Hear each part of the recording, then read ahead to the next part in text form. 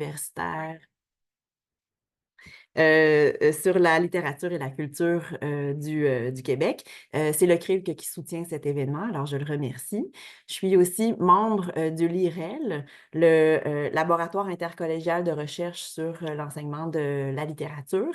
Et c'est dans le cadre des activités du LIREL que cette table ronde est organisée. Alors, les événements Relire et enseigner regroupent des professeurs qui enseignent des œuvres dans le cadre de leur cours de la formation générale de manière riche et signifiante pour leurs étudiants. Puis nos tables rondes visent à croiser différentes manières d'enseigner une œuvre ou un corpus à partir de présentations de séquences didactiques. Mais aussi de réflexion plus générale là, sur le choix des œuvres, puis des activités qui les entourent. Aujourd'hui, le corpus qui va nous intéresser, c'est le théâtre contemporain. J'ai souhaité que les contours là, de la définition du théâtre contemporain soient assez élastiques, puisque je voulais qu'on aborde des œuvres diversifiées pour qu'on puisse s'inspirer là, des approches variées qui vont nous être présentées par les participants. Alors, il va être question de la pièce Écousse de Peter Schaffer, qui a été écrite dans les années 70, mais qui a été traduite et reprise à quelques reprises, jouée à quelques reprises au Québec.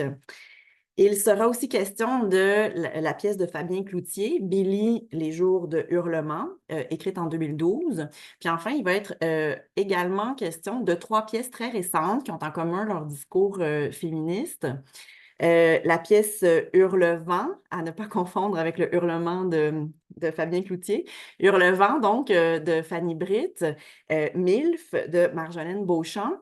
2 pièces de 2018 et La paix des femmes de Véronique Côté, qui, elle, a été écrite en 2021. Donc, il y en a pour tous les goûts, ou presque. Puis, on va très certainement être en mesure là, de s'inspirer des œuvres qui seront décrites et puis des activités qui seront présentées qu'on peut adopter ou adapter également aux œuvres qu'on aime faire lire dans nos cours. Alors, c'est d'abord de manière très, très égoïste là, que j'ai proposé cette table ronde à l'équipe du LIREL. C'est pour répondre à des préoccupations tout à fait personnelles. Euh, il existe de nombreux obstacles à la lecture des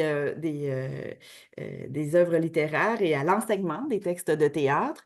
Les étudiants, d'abord, parfois en ont jamais tenu entre leurs mains des textes de théâtre ou en ont peu lu.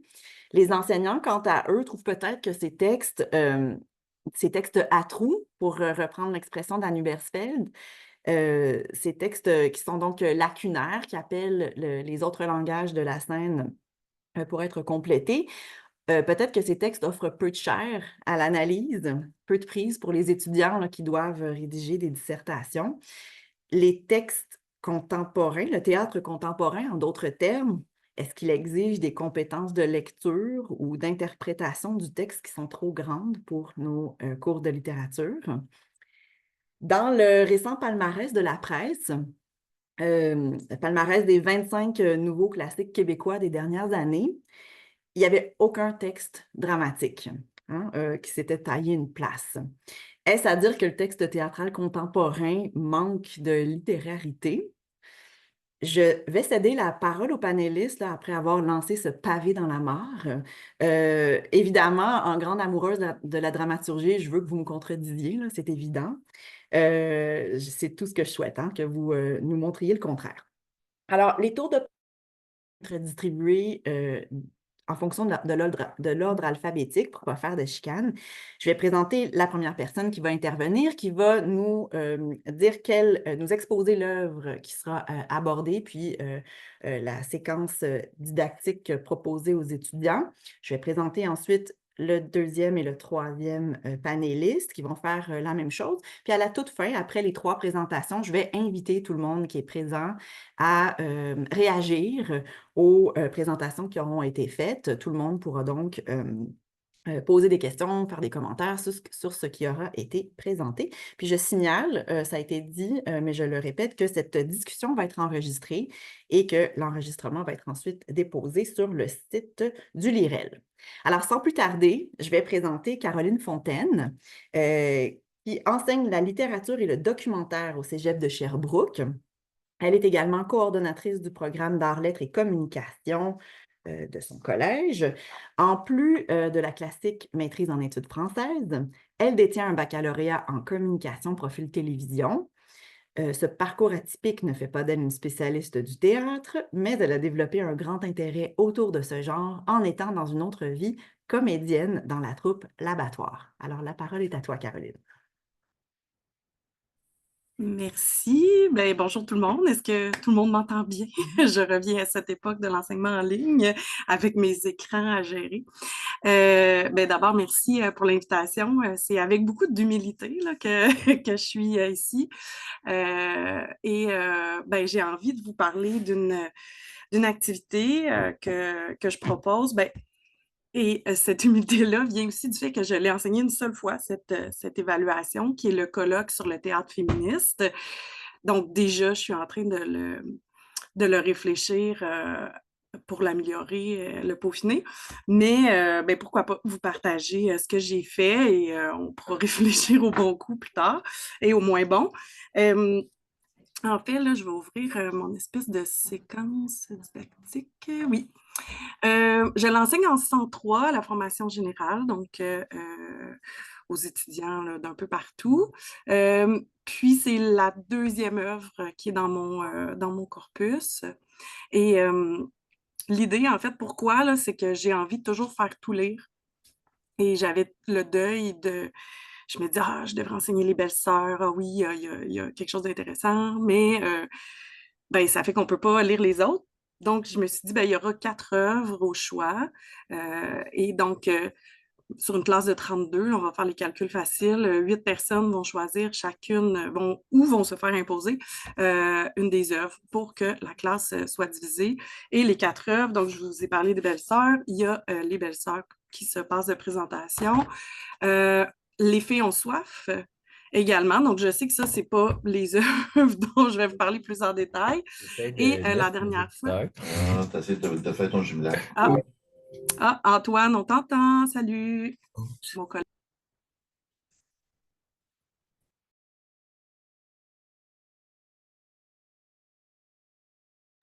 Caroline, on ne t'entend plus. Ouais, ça avait désactivé le son, mais OK, parfait. Donc, j'ai ajouté aux filles en soif et aux belles-sœurs MILF et La paix des femmes. Mais j'ai Hurlevent aussi, que j'ai déjà enseigné. Fait que je ne sais pas si j'aurai le temps de vous le présenter, là, mais donc, en gros, MILF et La paix des femmes, dans cette perspective un peu historique, finalement, du théâtre. Pourquoi ces pièces-là? Ben, MILF de Marjolaine Beauchamp, c'est parce que j'aimais l'idée qu'on reprend un peu les 3 femmes, comme dans Les filles ont soif. Donc, il y a des parallèles à faire sur ce choix là, de triptyque, de 3 archétypes. Et beaucoup de thématiques qui sont présentes dans cette pièce, donc qui va parler beaucoup de la maternité, mais également de la sexualité et de la pornographie. Donc, la fameuse MILF, Mother I'd Like to Fuck, mais on a aussi la MILS, la Mother I'd Like to Save, et la MILK, qui est la Mother I'd Like to Kill. Donc, les relations mère-fille et comment on veut ou ne veut pas reproduire ce qu'on a vécu comme enfant, notre relation avec notre mère. Euh, Pourquoi aussi j'enseigne cette œuvre-là? Ben, je ne la propose pas à tout le monde parce que le langage est très cru. On est parfois dans quelque chose d'un peu plus in your face, qu'on appelle en bon français. Mais c'est vraiment l'idée d'avoir quelque chose de très actuel, de justement très, euh, comment dire, ben, violent même, en fait. Là. On parle beaucoup de violence, puis la violence, elle est très affirmée, je trouve, dans cette pièce-là. Puis ça fait du bien, entre guillemets, là, de montrer ça aux étudiants. Puis, ben, il y a tout le rapport aussi à la postmodernité avec je sais pas si on voit bien, là, il y a les sketchs que Marjane Beauchamp a fait pour sa mise en scène. Donc, c'est quand même un bel objet, mais j'avertis souvent mes étudiants de leur dire que c'est très court et qu'ils vont devoir faire plusieurs lectures pour vraiment arriver. On est presque dans le slam ici avec MILF. Et La paix des femmes de Véronique Côté, qui est tout récent. On est dans quelque chose d'un peu plus narratif, d'une structure plus classique de théâtre, je vais dire, avec des personnages et des scènes. Et c'est quoi l'histoire? Ben, c'est l'histoire d'Alice qui débarque dans le bureau d'Isabelle, qui est une enseignante à l'université, pour la confronter, pour lui dire que à cause d'elle, sa sœur s'est tuée. Ça commence comme ça. Et en fait, c'est qu'on vient remettre en question le discours des intellectuels féministes qui défendent l'idée que les femmes ont le droit de décider pour elles-mêmes de leur utilisation du corps, de la sexualité. Et on va mettre ça en paradoxe, en opposition, pardon, avec le rapport au corps dans la prostitution et la violence et toute la domination qui existe dans ces rapports-là à cause de l'argent. Bon, et ces rapports de domination vont aussi être présentés avec d'autres personnages. Par exemple, on a une des amies d'Isabelle qui raconte que lorsqu'elle était à la maîtrise avec son directeur de mémoire, il est arrivé, bon, il y avait une aventure et elle est tombée enceinte. Et donc, l'avortement, la culpabilité de l'avortement, qui a dit qu'elle a vendu son avortement contre son silence. On a donc plusieurs thématiques très, très actuelles et ben, on a un débat aussi autour de cette œuvre-là que je n'ai pas exploré mais, dans ce cours-ci, mais dans une autre mouture d'activité en 103, on avait exploré vraiment le côté un peu plus débat autour de la prostitution. C'est intéressant, mais c'est un terrain glissant, évidemment. Vous pouvez vous en douter. Mais ça les touche. En tout cas, ça crée des émotions vives et je pense que c'est ce qui est pertinent, ce qui revient pour moi dans ce texte-là, c'est l'espèce de... Il n'y a rien de noir et blanc, là, puis on peut arriver à en discuter. Et il y a aussi une... parenthèse, un essai qui a été fait en même temps, c'est l'essai Faire corps, publié aussi chez Atelier 10, là, que Véronique Côté a travaillé en parallèle, oui, vous savez ce que j'allais dire, hein? Non, c'est pas Véronique Cloutier, a travaillé en parallèle de l'écriture de la dramaturgie La paix des femmes. J'ai pitché ça bien vite, hein? Je ne vois pas mon compteur, j'ai pas parti le temps, mais n'hésite pas, Hélène, à me dire qu'il me reste plus de temps. Mais je pense que je vais laisser de côté Hurlevent pour vous parler un peu de la séquence didactique. Donc, la deuxième œuvre, c'est autour de la dissertation comparative. Donc, vous me voyez venir, hein, l'idée, ça va être de comparer des extraits de ces œuvres-là. Mais ce que j'ai décidé de faire avec ce colloque du théâtre féministe, c'était finalement de les mettre en situation de mini-enseignement, mais au lieu de le faire comme exposé oral classique, là, où tout le monde écoute, et c'est pénible, c'est des cours de 4 heures que je donne. Puis je déteste corriger des exposés de 4 heures, là. Je trouve ça lassant. Et une des consignes, des fois, c'est de dire, ben, faites-moi pas un exposé plate. Donc, pour arriver à sortir de cette dynamique-là, ben, ce que je leur ai proposé, c'est que la première heure, toutes les équipes qui ont travaillé sur les belles-sœurs, ben, vont avoir des kiosques. Et les autres étudiants vont se promener au kiosque et aller chercher les informations, aller remplir un cahier de lecture dans une deuxième phase, donc qui est l'espèce de collecte de données des autres œuvres. Et là, bon, deuxième heure, c'était Les filles ont soif. Troisième heure, MILF. Et la dernière heure, La paix des femmes. Et moi, je me promène et j'évalue leur petite présentation qui se fait un peu à la manière d'un exposé d'environ 8 minutes, là, 3-4 minutes par étudiant en équipe de 2.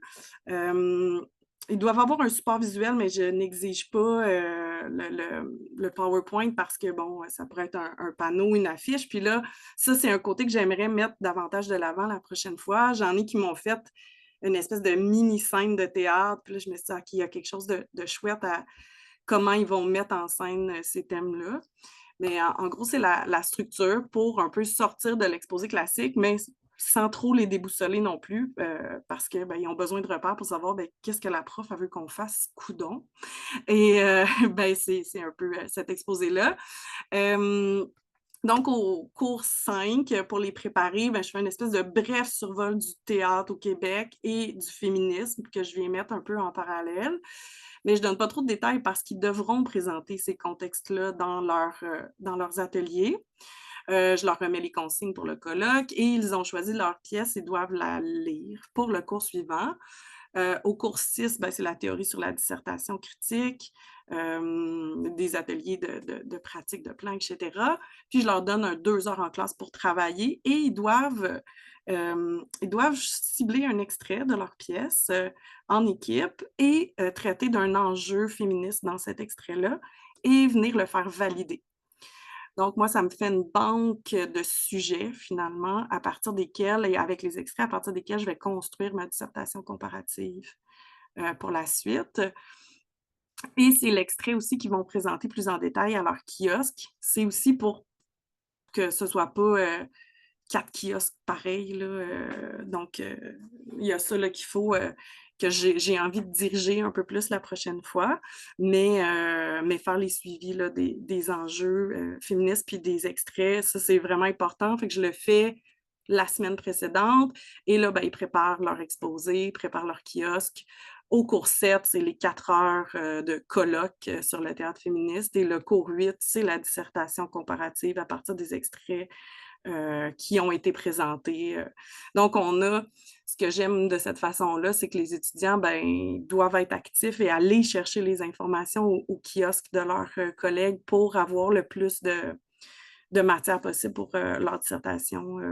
Le nanan de points, il est là aussi, là, il est de se préparer à la dissertation comparative. Puis sinon, mon évaluation là, du colloque, c'était 10%. C'était vraiment comme un petit exercice, mais c'est pour ça qu'il est très court dans le temps. Peut-être ça donne l'impression que ça va vite, là, mais il ne faut pas le voir comme un projet trop ambitieux là, non plus. Est-ce qu'il y a des questions? Je ne sais pas la suite des choses. Écoute, il te reste encore un petit peu de temps, mais si tu veux qu'on arrête puis qu'on revienne plus tard en posant des questions, moi, je vous propose qu'on entende tout le monde puis qu'après ça, qu'on puisse poser des questions sur l'ensemble des présentations. Là. Merci, Caroline. Je trouve que c'est un super projet. Je peux peut-être vous montrer rapidement juste mon cahier de lecture avec l'espèce de grille à remplir par les étudiants pour que vous ayez que j'ai rendu disponible, Hélène, sur le site. Là. OK, il faut que tu réactives. Je vais effectivement moi, je ne peux pas partager. De disponible, mais est-ce que je ne peux pas partager mon écran. Tiens, Krill qui peut faire en sorte que Caroline puisse partager? C'est pas moi qui suis le maître du Zoom. Non, je vous inviterai à le regarder sur le... Ah! Non, je viens de vous nommer co-host, Caroline. Ah, OK, Caroline, tu serais supposée pouvoir. OK, parfait. Écran 2. Attendez un petit instant, je vais ouvrir le bon. Et voilà. Donc, normalement, vous devriez voir mon cahier de lecture pièce de théâtre féministe, c'est bien ça. Alors, il y a une petite réflexion au moment où ils choisissent la pièce, là, pourquoi ils l'ont choisie, première lecture, là, réaction à chaud. Puis, de réfléchir aussi sur le genre dramatique. Je vais leur demander de cibler un élément formel également dans leur présentation de colloque. C'est surtout cette partie-là que je voulais vous montrer. Donc, ça, c'est le petit tableau à remplir pour chacune des pièces. Donc, ils vont se promener et aller dans les différents kiosques. Mais là, déjà, je sais qu'il faut que je mette plus d'espace. Là, ils étaient tout pognés dans leur petite feuille là, à remplir. Puis, après, ils remplissent ce genre de questions-là. Comment la pièce aborde la solidarité, la maternité, la violence, etc. C'est sûr qu'il y a des pièces où on a plein de choses à écrire, puis d'autres où on n'en a pas, mais déjà, ils peuvent voir aussi quels seront les thèmes qui risquent de se trouver dans la dissertation critique. Là. Puis, ils ont les 4 fiches pour les 4 pièces. C'est pas mal ça. Et mes consignes pour le colloque, c'est l'autre document que j'ai rendu disponible. Donc, justement, les étapes en équipe, déterminer leur enjeu féministe à faire approuver et formuler. Puis là, on revient un peu sur l'espèce de formule classique du plan, là, formuler une idée autour de cet enjeu, comment on le présente, qui est décliné en idées secondaires. Fait que déjà, là, quelqu'un qui est vraiment alerte et qui écoute bien les présentations, qui va chercher des infos, peut se retrouver avec des espèces de mini-plans qui pourraient être réutilisés à la dissertation. Puis là, ben, les critères pour leur kiosque, de le rendre visuellement attrayant, etc. Et ma grille d'évaluation qui est qualitative là, ici. Fait que c'est un travail que je veux peaufiner, là. Comme je vous disais, je l'ai enseigné une fois, puis la réponse des étudiants elle a été assez positive. Ils ont aimé ça. Puis moi, personnellement, ben, à part que j'avais la COVID, la journée d'évaluation, j'avais mon masque complètement, mais c'était beaucoup plus agréable. C'était intense, là, 4 heures à évaluer toutes ces activités-là, mais je sentais qu'il y avait plus de vie que lors d'une présentation orale. Ouais. Mhm. Merci. Ils doivent être heureux de participer aussi à la construction des questions de dissertation. Là. Ça leur donne un rôle quand même assez important. Oui, tout à fait. Puis là, j'imagine que par après, ils font « Ah, yes, je savais que celle-là allait sortir » ou « Ah, c'est notre extrait. » Il y en a qui vont aller aussi de ce côté-là. Merci encore, là, Caroline. Moi, j'avais des petites questions aussi, mais je pense que je vais les garder en réserve là, pour, comme je l'ai dit tantôt, pour la fin. C'est vraiment une expérience originale et très pertinente, là, je trouve. Je vais tout de suite présenter le deuxième panéliste. Il s'agit de François Jardon-Gomez, qui est professeur de littérature et de théâtre au Cégep Édouard-Montpetit, ainsi que critique de théâtre depuis 2014. Il collabore notamment à la revue Spirale, incluant le nouveau balado Hiatus, et au journal Le Devoir. Il a également dirigé la collection de théâtre Matériaux aux éditions Nota Bene, publiant des œuvres de Félix-Antoine Boutin, Martin Fauché et Marc Beaupré. Alors bonjour François, je te laisse la parole. Bonjour, merci. Alors, merci d'abord pour l'invitation. Un peu comme Caroline, c'est toujours très à la fois stimulant et un peu déstabilisant de parler de ces pratiques d'enseignement. Donc, voilà, on va voir ce que ça donne. Donc, ce que je vous présente aujourd'hui, c'est une séquence didactique en 3 ou 4 périodes, donc sur la pièce Billy, Les jours de hurlement de Fabien Cloutier. Un peu comme Caroline, c'est une œuvre que j'ai enseignée dans le cadre du cours de 103. Et que j'ai utilisé aussi pour la dissertation, mais aussi une fois pour une activité d'évaluation qui n'était pas une dissertation, mais plus de ce travail de création. Donc, je vais vous parler peut-être rapidement à la fin. J'essaie de construire un cours thématique sur les liens entre violence et littérature. Et donc, dans le cadre d'un cours où on s'intéresse avec les étudiants aux violences sociales, collectives, individuelles ou verbales, j'essaie de ne pas leur présenter de trucs avec la violence physique explicite. La pièce de Fabien Cloutier répond au minimum aux derniers critères de la violence verbale, là, dans la mesure où c'est beaucoup comme ça que les personnages s'expriment. Donc, Billy est construit autour de la présentation de 3 personnages au nom un peu bizarre, le père de Billy, la mère d'Alice et la madame, qui s'expriment en monologue, puis dont les monologues sont comme entrecroisés au fil du texte. Puis la logique de la pièce ou la structure de la pièce, c'est que chacun de ces personnages-là est comme toujours pris dans ses idées reçues à propos de l'autre, puis là, de la façon la plus comme large possible, là, même pas par rapport à la marginalité, mais vraiment au sens de tout ce qui lui est inconnu, tout ce qui ne correspond pas à ta propre subjectivité. Pour les personnages, tout ce qui sort comme de leur bulle personnelle, de leur monde, mérite qu'on chiale. Tout est à critiquer si ça ne vient pas d'eux-mêmes. Rien n'est positif si ça vient de quelqu'un d'autre ou d'ailleurs. Donc, j'aime ça, choisir cette pièce-là, parce qu'elle est à la fois étonnante dans la structure et dans le ton, hein, les monologues croisés. Il n'y a pas beaucoup de dialogue. Le langage est assez cru aussi. Mais en même temps, du point de vue de l'analyse, la forme théâtrale un peu traditionnelle aussi, c'est-à-dire qu'il y a malgré tout un récit qu'on peut reconstituer avec un punch à la fin, ou au moins un renversement de situation. C'est une pièce qui est séparée en 4 actes. Il y a une liste des personnages, de présentation des personnages. Donc, il y a des éléments formels que je peux aborder qui sont propres au théâtre contemporain, tout en référant en même temps à des éléments qui sont a priori familiers pour les étudiants. En tout cas, Édouard-Montpetit, dans la mesure où dans le cours de 101 à la formation générale, ils doivent lire une pièce de théâtre. Le genre théâtral est associé au 101, donc ils arrivent en 103. A priori, je sais qu'il y a des notions qu'ils maîtrisent, même s'il faut toujours un peu les réactiver, mais tout n'est pas complètement nouveau pour eux. Donc, je peux aborder ça et aborder de front des enjeux thématiques. Hein. On se questionne ensemble sur des enjeux de communication, de manque de communication, d'ouverture à l'autre, de jugement. Donc, après avoir fait, je vous dis, en 3-4 séances, discussion, portion magistrale, atelier d'analyse de texte. Donc, je fais une présentation du théâtre québécois, l'histoire du théâtre au Québec. J'essaye de contextualiser aussi Billy avec des extraits d'autres pièces qu'on regarde rapidement pour qu'ils voient un peu dans quoi ça s'inscrit.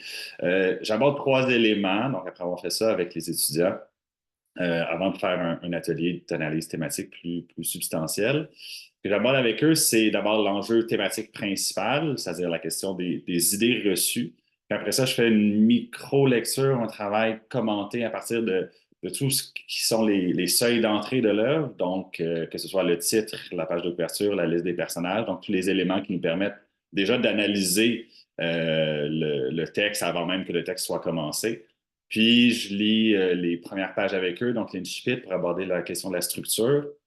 Puis enfin, je essaie de les ouvrir à des réflexions sur l'espace scénique de la pièce, en gardant toujours en tête les possibles réalisations scéniques du texte théâtral, puis d'essayer de toujours garder une place, même à la formation générale, pour analyser ça avec eux aussi. Parce que ça aussi, ce sont des choses qui peuvent nous donner du jus au moment de l'analyse. Donc, je reviens en arrière, je commence avec la question des idées reçues. Ce que je leur demande de faire avant le premier cours d'analyse de l'œuvre, c'est de préparer un mini-travail, c'est-à-dire que je leur demande d'écrire la pièce. Pas d'en faire le résumé, mais d'imaginer qu'ils ont à d'écrire ça à un ami, à leurs parents, peu importe, en disant hey, « je viens de lire ça dans mon cours, qu'est-ce qui se passe? » Puis, je suis toujours curieux de voir sur quoi ils insistent quand ils font ça. Est-ce que c'est sur les personnages? Est-ce que c'est sur le milieu social? Est-ce que c'est sur la langue, sur les thèmes? Donc, ils sont obligés de déjà se confronter à l'aspect un peu éclaté du texte théâtral contemporain. Et généralement, ils trouvent des éléments intéressants. Puis, parmi les idées qui sortent, vient assez rapidement celle donc, du moteur de la parole des personnages, c'est-à-dire le fait que ces personnages-là sont toujours en train de chialer, presque tout le temps. Et donc, en faisant du pouce avec eux, hein, en réfléchissant à, bon, OK, mais ils chialent sur quoi, puis pour quelle raison, puis de quelle manière, on arrive à la première question centrale, qui est la question des idées reçues.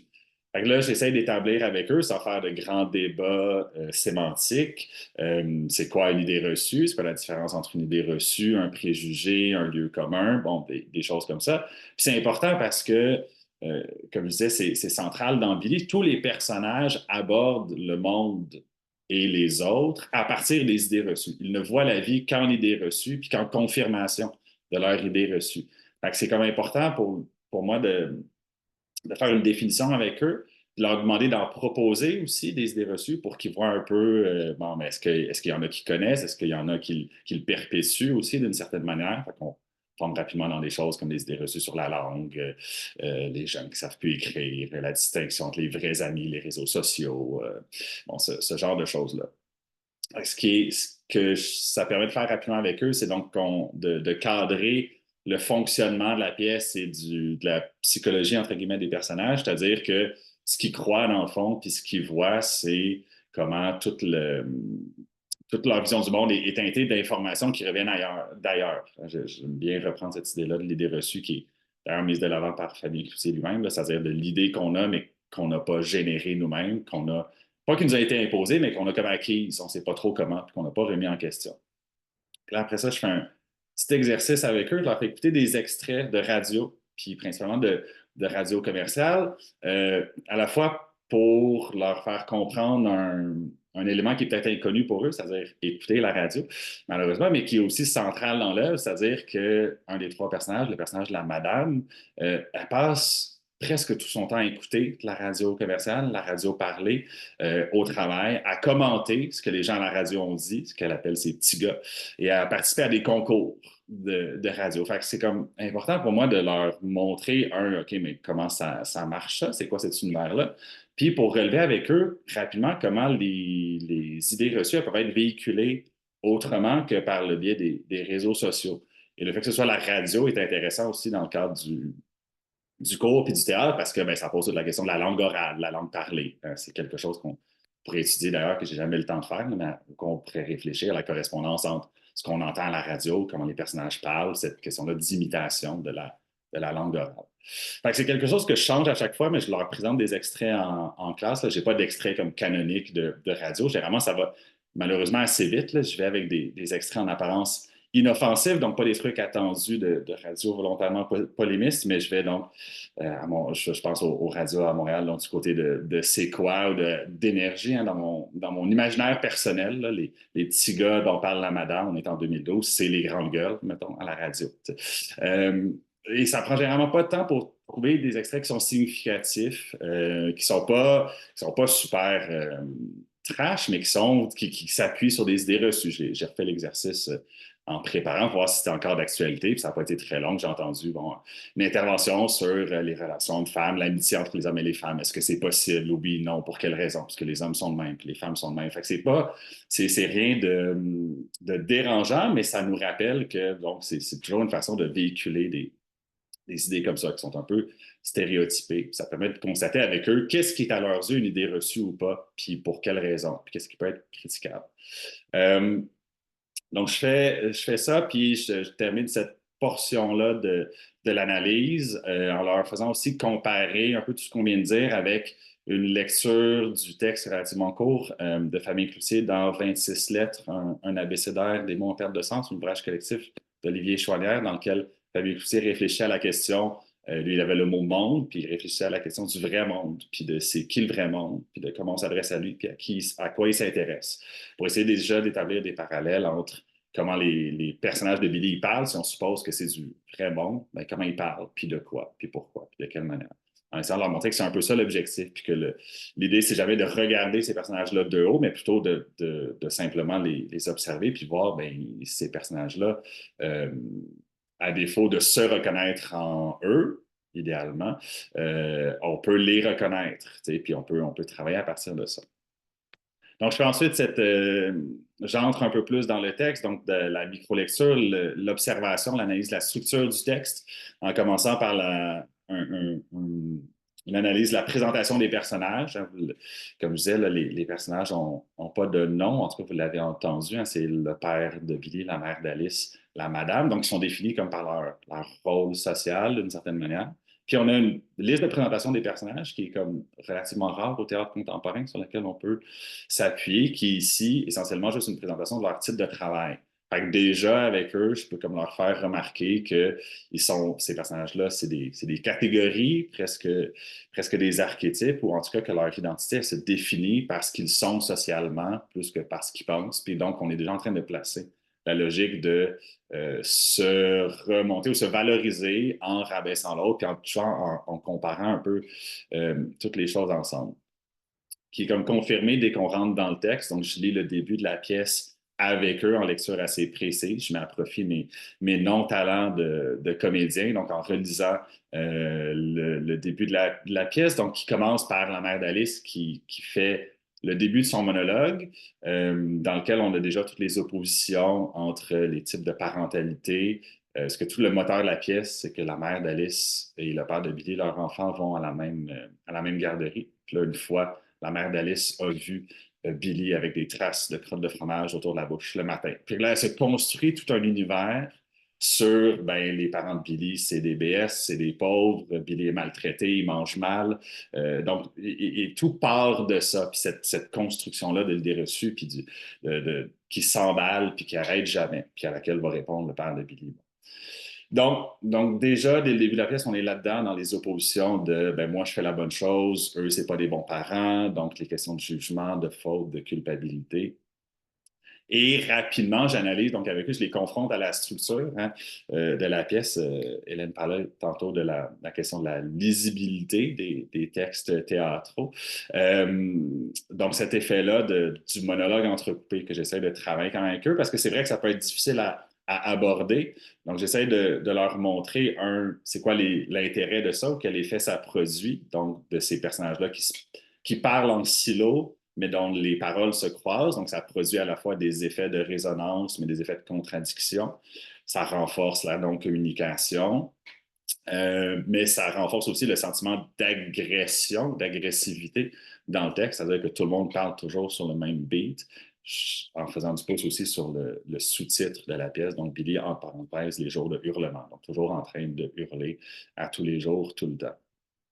Et j'en arrive donc à leur faire constater que ce sont des monologues, oui, mais on essaie de travailler aussi sur la structure de ces monologues-là en regardant comment, dans les faits, ce sont ce qu'on appelle comme des dialogues invisibles ou des dialogues dont on n'entend qu'une seule partie du dialogue. Hein. Le père de Billy parle soit à Billy, soit à sa blonde, soit à l'éducatrice. La mère d'Alice fait la même chose. Donc, ils sont toujours en train de parler à quelqu'un qui n'est pas le lecteur et qui n'est pas eux-mêmes, qui est des fois eux-mêmes, mais qui est surtout souvent quelqu'un d'autre. Donc, j'essaie de faire cet exercice-là de repérage avec eux pour voir aussi les moments où il y a des vrais dialogues à propos de quoi, puis qu'est-ce que ça produit, les moments où il y a des impressions de dialogue à travers le travail de croisement des monologues et là aussi, qu'est-ce que ça produit comme effet.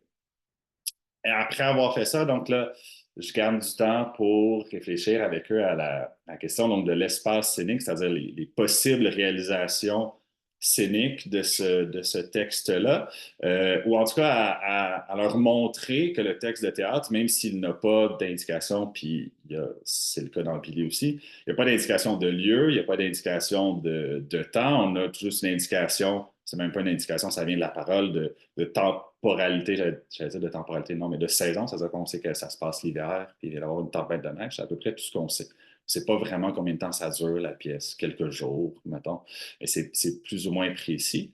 Mais que même à ça, même sans ça, ben, à l'intérieur des répliques, puis des monologues, il y a des indices dont on peut se servir pour analyser les personnages, mais aussi potentiellement euh, transposer ça à la scène, puis donc réfléchir à l'aspect scénique de la chose. Donc, sans faire des futurs concepteurs ou futurs metteurs en scène, j'essaie au moins de leur faire travailler ça pour que ça leur donne des prises supplémentaires sur l'analyse thématique et l'analyse, la compréhension des personnages aussi. Donc, je travaille d'abord en exemple de photos de mise en scène, photos parce qu'il n'y a pas peu de captation accessible, malheureusement. C'est toujours un peu le défi du théâtre en général, puis encore plus du théâtre contemporain. Mais donc, en leur montrant que ben, les choix esthétiques, c'est des façons aussi soit d'unifier des choses ou de séparer des choses, de marquer la différence entre les personnages ou de marquer les ressemblances des fois. Je leur demande donc en devoir de simplement relever des indices dans le texte, des indices textuels qui nous donneraient des possibilités pour la mise en scène ou pour les costumes. Par exemple, généralement, c'est beaucoup ça qui revient, c'est-à-dire qu'à partir de la description, on peut se dire, on peut deviner que le père de Billy est habillé de telle manière, puis c'est vrai que son image pourrait projeter l'image de la famille BS ou avec moins de moyens qu'a la mère d'Alice, mais qui va être contredite après par le texte. Donc, j'essaye de leur lancer ces pistes-là avant de les amener donc dans un travail d'atelier plus traditionnel, orienté autour donc du déplacement entre ce qu'on voit ou ce qu'on sait des personnages dans le premier acte, puis ce qu'on voit ou ce qu'on sait des personnages dans le dernier acte. Donc, qu'est-ce qui a changé entre les deux? Qu'est-ce qui a été confirmé ou infirmé, à la fois pour les personnages, mais pour nous aussi, parce que tout l'intérêt de la pièce, c'est de nous faire croire au début que la mère d'Alice a dit la vérité, puis ce qu'on voit du père de Billy au début tend à nous dire ou à nous confirmer que c'est vrai qu'il est de même, puis finalement, plus on avance, plus on vient nuancer les choses. Donc, leur demande de relever après ça des idées reçues que les personnages expriment et donc ce genre de choses-là, ou d'analyser les courts moments où il y a des véritables dialogues. On a par exemple une séquence où il y a un dialogue entre le père de Billy puis la madame, puis on comprend qu'ils travaillent à la même place. Ils travaillent dans le même bureau. Lui, il pose des babillards, puis elle attend son babillard. Puis à un moment donné, ils se voient, puis ils se parlent, puis au début, comme dans tout le reste de la pièce, ils s'engueulent, puis ils se comprennent pas, puis à un moment donné, ils se comprennent. Puis là, ils chialent ensemble sur le système et autres. Donc, comment est-ce que ça s'articule, ça, les rencontres entre les personnages par le biais des dialogues et des monologues? Et donc, j'arrive avec un exemple d'activité d'évaluation, je regardais si j'avais le temps, que je vais essayer de vous partager si j'y arrive. Ça fait longtemps que je n'ai pas fait ça. Alors, ça s'en vient, consigne, ça devrait être ça ici. Donc, en ayant fait tout ça, vous devriez voir donc les consignes d'un travail de création parfait. Que j'ai fait juste une fois, puis que j'ai fait dans le monde d'avant ChatGPT et l'intelligence artificielle. Donc là, que j'essaierais de réfléchir différemment, parce que les travaux de création, pour l'avoir testé une fois, les travaux de création à la maison, c'est un peu devenu malheureusement l'enfer. Il faut trouver d'autres pistes de solutions. Mais donc, à partir de l'analyse qu'on a fait, je leur demande un travail de création où ils doivent à la fois créer et réfléchir, faire un commentaire. À partir de Billy, en s'inspirant de Billy, et ce que je leur donne, c'est 2 choix. Donc, soit de reprendre un des personnages de la pièce et de lui imaginer un monologue supplémentaire, le personnage au choix. Donc, dans ce cas-là, on reste dans ce que la pièce nous présentait déjà, mais en leur demandant de justifier de quoi ça parle. Est-ce que c'est une nouvelle idée reçue? Est-ce que c'est un autre passage sur quelque chose qui a déjà été évoqué? Ou je leur propose d'imaginer un nouveau personnage qui pourrait commenter un des autres en s'appuyant sur l'idée qu'on a travaillé du dialogue invisible et donc du personnage à qui on s'adresse. Il y a beaucoup de personnages dont on entend parler, mais qui n'interviennent jamais. Donc, par exemple, l'éducatrice du CPE ou la collègue de la madame, sur qui la madame chiale tout le temps, en disant que ça pourrait être intéressant pour les étudiants de lui donner la parole à elle, puis de la faire chialer soit sur la madame, en renversant les rôles, ou sur autre chose aussi. Le seul truc que je leur demande s'ils inventent un personnage, c'est que le personnage doit être un adulte, dans la mesure où je ne veux pas qu'ils s'essayent à faire parler Billy ou Alice, donc les personnages des enfants. Là, ça peut donner des choses du point de vue du dialogue qui pourrait être un peu plus étrange. Et donc, on leur demande un commentaire après où ils exposent donc pourquoi ils ont choisi le personnage, pour quelles raisons, pourquoi ils lui ont donné, de quelle manière ils ont essayé de reproduire la langue de famille Cloutier ou de s'en différencier. Donc, de justifier à la fois leur choix thématique et leur choix esthétique. Et donc, toujours de montrer comment le fond et la forme vont ensemble. Avec des critères de correction, je n'ai pas la grille précise, là, mais donc, respect à la fois, on est un peu dans le pastiche, donc respect de la proposition, la cohérence de style, un peu d'originalité, je dirais que c'est le critère peut-être qui vaut le moins de points, à mesure où c'est difficile là, de leur demander d'être particulièrement original et dans le style et dans les idées. Donc, c'est moins ça qui est important qu'ils montrent à quel point ils se sont appropriés la spécificité du théâtre contemporain en général, de cette pièce-là spécifiquement, à partir de l'analyse qu'on en a faite ensemble. Donc voilà, puis sinon, une fois, je m'en suis servi pour la dissertation aussi, mais là, c'était vraiment pas pour l'aspect comparatif, mais pour la dissertation critique sur une œuvre précise. Donc, je ne le mettais pas nécessairement en lumière avec les autres textes du cours nécessairement.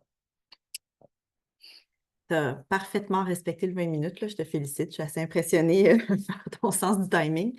Merci beaucoup, François, pour cette présentation-là. C'est une œuvre qui est vraiment, moi, que je considère difficile à faire lire. Puis, je vois que les difficultés, en fait, c'est juste une façon c'est comme des défis, un défi pour présenter toute la spécificité de la forme théâtrale, là. Je pense qu'il faut le voir comme une manière là, d'aborder toutes les composantes de la pièce de théâtre. Il faut le voir comme un défi plus que comme un obstacle.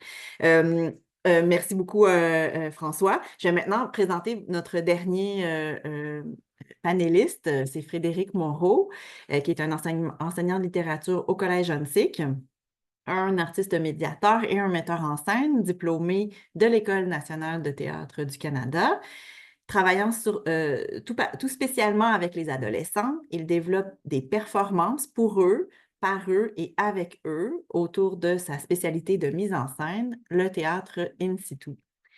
Il crée également des projets spécifiquement avec des jeunes issus de l'immigration pour qu'ils puissent s'exprimer via l'art théâtral et pour créer des ponts entre eux et la culture locale. Cela parfois par le biais de l'International Teaching Artists Conference ou dans les écoles du Québec de Laval à la Gaspésie. Alors, bonjour Frédéric, je te cède la parole. Merci Hélène, bonjour tout le monde. Puis c'est tellement méta parce que je suis à Trois-Rivières en ce moment, fait qu'on peut pas être plus dans. Ok, parfait. Je suis vraiment dans la suite des choses. Je suis aussi dans un théâtre, fait qu'on est vraiment dans le méta-théâtre. Merci François et Caroline de m'avoir précédé. C'est super intéressant parce que ça va pouvoir aussi bien tout lier ensemble. Cette idée autour donc d'un projet que j'ai travaillé en 104, donc moi dans ce qu'on appelle le AEB au Collège Annecy. Donc c'est sûr que c'est le 104. J'ai l'excuse que c'est un cours un peu plus facile dans le côté créatif parce qu'on n'est pas assagi de la dissertation en 104, tout dépendant des versions de votre 104 et de tout ce débat sur doit-on le mettre en premier cours ou pas. Nous, à Annecy, qu'il est en fin de parcours, donc on a fait le 101, 102, 103 et ensuite on fait le 104 comme pour clore avec quelque chose qui sort d'une dissertation. Et à la base, j'ai travaillé, donc on s'en va complètement ailleurs, on s'en va à un théâtre réaliste psychologique, donc 1973 avec Peter Shaffer et Equus. J'affectionne tout particulièrement cette pièce. Je la trouvais très importante dans le cadre du 104. Nous, le 104, c'est littérature et tout ce qui n'est pas francophone, donc ce qui n'est pas français, tout ce qui a été traduit. Donc, on aborde beaucoup la question de la traduction aussi, comment ça fonctionne et la communication. C'est pourquoi j'avais choisi Equus de Peter Shaffer, mais j'ai aussi découvert tout récemment qu'il était presque plus disponible. Donc, je précise que tout ce que je vais dire sur la suite pourrait aussi être appliqué sur des personnages secondaires. Moi aussi, je vais beaucoup parler des personnages secondaires, fait que je trouve ça intéressant, François, c'est tout à fait cohérent. Ce pourquoi ça fonctionne vraiment avec une pièce qui reposerait sur du psychologique. Donc, vraiment, nouveau théâtre contemporain, mais beaucoup plus psychologique, un peu plus réaliste. Ça pourrait aussi fonctionner dans un théâtre comme Billy ou comme avec La paix des femmes, mais là, on parle il va falloir trouver un secret au personnage. Donc, s'il y a trop de choses dites, ce qu'on a tendance beaucoup à faire dans le théâtre contemporain, ça fonctionne un peu moins. Donc, c'est pour ça qu'on va un peu plus dans un théâtre réaliste. On en parlait avec Hélène, à la Michel-Marc Bouchard. Ça pourrait aussi tout à fait fonctionner, ce que je vais vous proposer. Alors, un petit mot sur Equus. Moi, je suis donc un très fervent de cette pièce parce que elle va parler très brièvement d'un jeune, Alan Armstrong, qui a crevé les yeux de 7 chevaux. Ça reste un mystère pourquoi il le fait et il est très résistant à son psychiatre qui s'appelle Martin Dishart et il n'arrive pas, Martin, pas à connecter avec Alan. Il y a vraiment de la misère à pouvoir comprendre ce jeune-là qui se réfugie à coups de publicité américaine et chante des publicités américaines et est très difficile à rejoindre. C'est en 2 actes et on va tranquillement donc reconstituer tout ce qui est arrivé pour arriver à ce fameux incident. Et techniquement aussi, à l'intérieur de la pièce, essayer de trouver la cause de pourquoi finalement il a fait ça. À l'intérieur de la pièce, c'est vraiment cette idée de la sexualité où les chevaux ont tellement pris de place. On va aussi faire un parallèle entre religion et l'importance des chevaux aussi. Un espèce de parallèle à des 70 entre la religion et donc sa passion pour les chevaux. Et tranquillement, on va réaliser finalement que Alan Armstrong a presque un dieu cheval qui s'appelle Equus, qui lui le maîtrise et qui va empêcher toute forme de sexualité. Pour finir avec Martin Dishart, le psychiatre, qui lui donne des pilules. Il va dire peut-être que c'est pas la bonne solution, puis peut-être que c'est moi qui est complètement fou. Donc, on a vraiment une autre inversion de ce qui va se passer. J'ai fait un petit résumé un peu fastidieux parce qu'il y a eu énormément d'analyses de cette pièce. Il y a eu des analyses psychologiques, il y a eu des analyses homosexuelles, il y a eu plein d'analyses autour de cette pièce dans lesquelles on tombe un peu dans une suranalyse aussi dans la vie de Peter Shaffer, dans qu'est-ce qui est arrivé, etc. Et moi, je voulais vraiment aller dans qu'est-ce que les jeunes comprennent au niveau sensible. Je n'ai donné aucun cours de théorie sur Peter Shaffer, sur la réception du théâtre. Il faut savoir aussi que nous, c'est en 104. Donc, techniquement, il devrait avoir toutes ces notions acquises par rapport au théâtre, par rapport à lire une pièce de théâtre, etc. Parce que nous aussi, il y en a obligatoire dans le corpus en 101, 102, 103. Et je voulais vraiment aller dans comment vous percevez ça dans l'univers sensible. Donc, ce que j'ai proposé, c'est de choisir un des personnages secondaires. Donc, c'est interdit de choisir Martin Dishart et Alan Armstrong pour trouver un secret dans leur vie qui motiverait leur vie de personnage. OK? Donc, vraiment partir de qu'est-ce qui a été écrit en dramaturgie pour qu'est-ce qui est écrit dans la pièce et quel serait un des secrets de ces fameux personnages. Ce qu'en théâtre, on appelle beaucoup la blessure. En mise en scène, on travaille beaucoup avec cette notion de blessure. Qu'est-ce qui a blessé le personnage? Qu'est-ce qui l'a motivé à être comme ça? Qu'est-ce qui explique qu'il est comme ça? Et j'ai vraiment réutilisé ça pour incarner un secret. Je l'ai fait moi aussi à l'avance, donc je l'ai fait avant cette ère de ChatGPT. Sauf qu'il y a quelque chose qui nous aide beaucoup par rapport à ChatGPT, c'est de les faire performer. Évidemment, étant metteur en scène, je me suis donc astreint à cet exercice-là. Et donc, leur exercice est de construire un monologue qui sera filmé. Donc, je m'assure qu'il y a quand même une personne qui peut être voix hors champ pour la fameuse personne, ce fameux étudiant qui ne veut pas jouer devant les caméras. Et il y en a un qui joue, mais sans texte. Donc, on est vraiment dans une espèce d'opposition et une voix intérieure. Et ça doit être absolument un personnage secondaire. Pourquoi? Parce que Martin Desart et Alan Strang, on sait leurs secrets. On sait tous leurs secrets à l'intérieur de la pièce de théâtre. C'est d'ailleurs le punch. Et donc, l'idée d'aller chercher un personnage secondaire était, justement, d'éviter cette espèce de pâle recopie on peut essayer d'aller chercher quelque chose, mais qui n'est pas vraiment filé à l'intérieur de la pièce, qui n'est pas vraiment conséquent avec la pièce. Et ils devaient tranquillement donc établir ce secret, l'écrire ensemble, faire un storyboard, pour la suite le filmer. Donc, c'est à peu près un 4 cours, je vous dirais, cet atelier-là autour du secret. Et dans cet atelier-là, ce que je faisais, ma méthode, moi, pour voir le travail établi, c'est qu'à chacun des cours, dans leur cahier de préparation, ils ont une méthode à remplir. C'est sûr que c'est le 104. Je suis conscient qu'on n'est pas en 103 où il y a une simulation de l'épreuve uniforme, etc., et que c'est hyper astreignant. C'est complètement différent. En 104, on a du temps pour créer. Mais je l'ai créé dans ce fameux 4 cours pour justement voir les étapes. Et ce que j'ai établi et ce que j'essaie d'établir de plus en plus, c'est cette pré-critique. Donc, dans le fond, je leur dis, à la limite, j'ai aucun problème que chacun ait 20 sur 20, ce qui n'arrive jamais. Mais je vais faire une pré-critique à chaque fin d'étape. Donc, dans le fond, on va travailler en 4 étapes. Cette première étape, d'essayer d'aller chercher 2 personnages secondaires. Lequel, pour vous, est le plus intéressant? Donc, il y a déjà un débat, il y a déjà un travail sur l'œuvre aussi qui est fait par rapport à lequel est le plus intéressant. J'ai aussi, pour la petite anecdote, décidé de supprimer le test de lecture et je me demandais, c'est un gros risque, j'étais est-ce que ça fonctionne? Mais le fait de pouvoir parler à leurs collègues de la même œuvre, s'ils ne l'ont pas lu, ils se sentent tellement mal à l'aise, et ça m'est déjà arrivé, que la leçon se passe par elle-même. Donc, j'ai fait OK, parfait. Et c'est notable dans une participation où l'autre ne peut pas participer du tout parce qu'il n'a aucune idée de ce que l'autre parle. Donc, ça permet vraiment de faire une sélection et de faire une sélection sensible aussi, sans aller dans l'analyse théâtrale, de faire comme hey, moi, qu'est-ce qui me touche le plus? Et ça permet aux jeunes de se commettre beaucoup, puis de se commettre par rapport à eux-mêmes aussi. Hey, moi, j'ai vécu ça, moi, j'ai vécu ça, moi, j'ai vécu ça. Et au cégep, on a souvent l'impression que les classes sont homogènes alors qu'ils sont de plus en plus hétérogènes.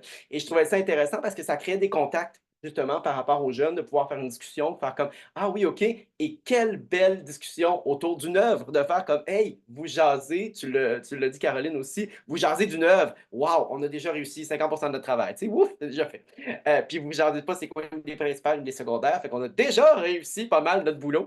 Donc, je trouvais cette discussion extrêmement enrichissante. Et comment j'ai présenté le projet? Je l'ai présenté comme une mise en situation. Là, je sais que d'un point de vue pédagogique, c'est très 80s, donc, c'est une mise en situation où la maison de film Concorde Superfilm est à la recherche d'un réalisateur.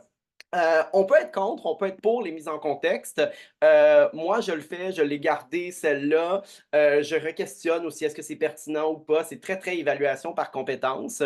Mais l'idée, c'est que je trouvais ça quand même intéressant de leur dire, écoutez, il faut que ce soit un jury qui vous évalue. Et ce fameux jury, c'est les étudiants. Ma manière de réagir à un travail de création, les étudiants sont tellement sévères envers eux-mêmes que ça ça change ma note et que ça l'équilibre un peu parce que j'ai tendance à être hyper, hyper, hyper gentil. Donc, je trouve que ça équilibre bien les choses et que ça permet aux étudiants de devoir se commettre et d'écouter donc les autres vidéos. Dans ce cas-ci, c'était des vidéos. Le modus operandi du vidéo, je l'ai choisi parce que ça leur permet de travailler autre chose que le fameux oral qui, justement, Caroline l'a mentionné tantôt, peut être vraiment pénible pour des étudiants de cégep. Et par contre, pour être sûr qu'il n'y ait pas de tricherie, je leur demande un plan séquence. Donc, je leur oblige qu'il n'y ait pas de montage à l'intérieur du film. Donc, ça leur permet de tout devoir filmer en une shot. À partir du moment où il y a une coupure, à ce moment-là, on dit non, ça ne fonctionne pas. Et donc, je donne un cours complet après avoir fait le storyboard pour justement aller filmer dans certains endroits. Petite anecdote bien comique, le père de Alan Strang va dans des cinémas érotiques et il y a une équipe qui s'est rendue au Cinéma d'Amour à Montréal et qui a vécu le lieu pour à peu près. Ça a été une très belle expérience. Ça a été très drôle d'ailleurs. Mais il était justement, c'est pour vous montrer la motivation aussi. Et il y a eu un film magnifique que je n'ai pas retrouvé malheureusement. Où tout le monde a été sur le cul et donc n'a même pas pu parler après. Et j'ai même dû intervenir auprès des étudiants et dire, vous savez, ça c'est un A++++, ne vous inquiétez pas, si vous n'avez pas fait ça, c'est pas un problème. Et je trouve que ce médium du vidéo est vraiment intéressant parce que ça permet de reprendre, ça permet de retravailler, toujours à l'image du storyboard et à l'image du cahier qu'on a suivi. Donc, ils ne peuvent pas complètement dériver de ce qu'on a fait pour justement être sûr que ça n'a pas été fait avec ChatGPT, etc. Et cette manière-là de vidéo, ils ont leur cellulaire dans les mains à chaque jour. Ils sont amplement meilleurs que nous pour filmer dans tous les angles possibles, dans toutes les possibilités possibles. Ils me surprennent tout le temps parce que quand je leur dis je veux pas de montage, des fois ils font on peut-tu ajouter du son, on peut-tu. Et c'est quand même assez incroyable à quel point ils maîtrisent cet outil-là. Alors tant qu'à l'avoir en ennemi, ben, je vais l'utiliser en ami, donc ils vont pouvoir le faire et ils vont pouvoir directement le visualiser. Donc, ils partaient d'un personnage secondaire de Ikus, ils discutaient ensemble, ils faisaient par la suite il faisait par la suite une petite fiche de personnage très rapide, le nom, le métier, l'âge, l'action dans la pièce, etc.